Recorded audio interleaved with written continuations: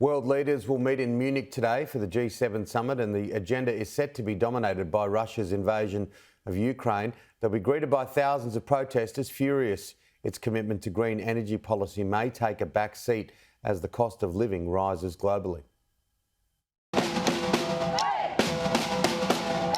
In Munich, this was the welcoming party for some of the most powerful leaders on the planet. For the next few days, Germany will host the G7 meeting of the world's richest nations. And protesters came armed with demands. I've come here because the politics of the G7 countries are unjust and intransparent.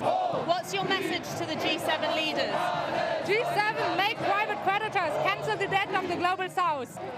These men have the cash and the power, but this year, an even heavier responsibility.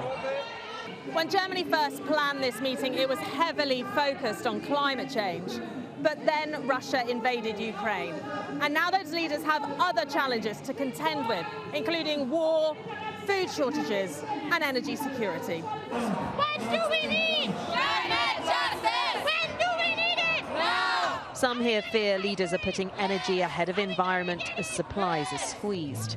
Russia's recent reduction of gas to Germany means it's one of the countries where coal will help to fill the gap. I'm very concerned that this summit is used by the G7 leaders to amplify their effort to go into fossil energy. But the answer to Putin must be to phase out fossil fuels as soon as possible and to enter into a phase with renewable energies and more solidarity around the globe. Others simply worry so much power is held in the hands of so few. I'm here because I think that the G7 is a club of very little rich but powerful people, and they do not have the right to put their standards all over the world.